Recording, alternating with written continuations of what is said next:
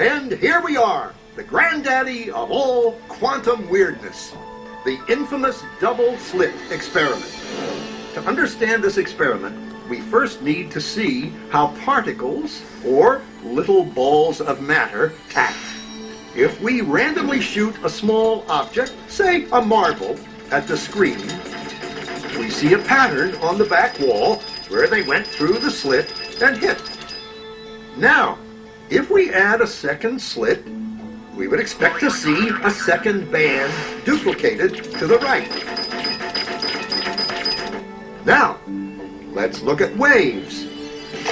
The waves hit the slit and radiate out, striking the back wall with the most intensity directly in line with the slit. The line of brightness on the back screen shows that intensity. This is similar to the line the marbles make. But when we add the second slit, something different happens. If the top of one wave meets the bottom of another wave, they cancel each other out. So now there is an interference pattern on the back wall.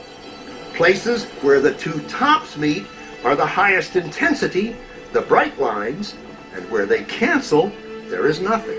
So, when we throw things, that is, matter, through two slits, we get this, two bands of hits. And with waves, we get an interference pattern of many bands. Good so far. Now, let's go quantum.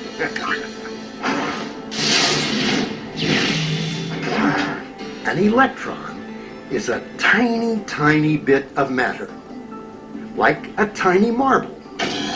Let's fire a stream through one slit. It behaves just like the marble, a single band. So, if we shoot these tiny bits through two slits, we should get, like the marbles, two bands. What? An interference pattern. We fired electrons, tiny bits of matter, through. But we get a pattern like waves, not like little marbles. How? How could pieces of matter create an interference pattern like a wave?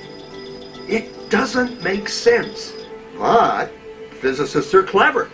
They thought, maybe those little balls are bouncing off each other and creating that pattern.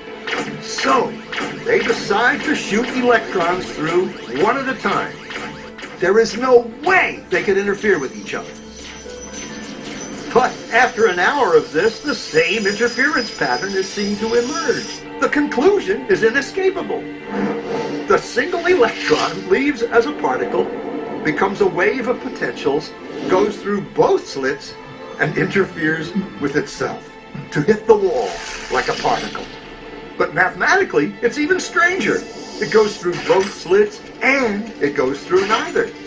And it goes through just one, and it goes through just the other. All of these possibilities are in superposition with each other. But physicists were completely baffled by this. So they decided to peek and see which slit it actually goes through.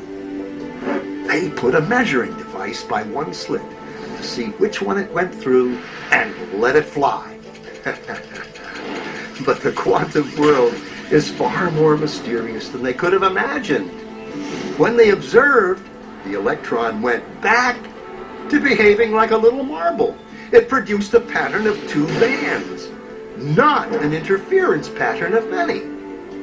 The very act of measuring or observing which slit it went through meant it only went through one, not both.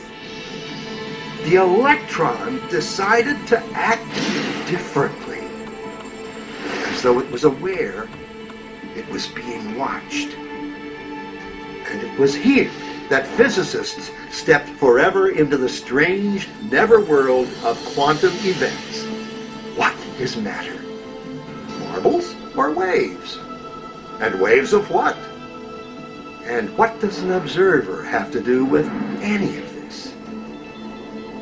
The observer collapsed the wave function simply by observing.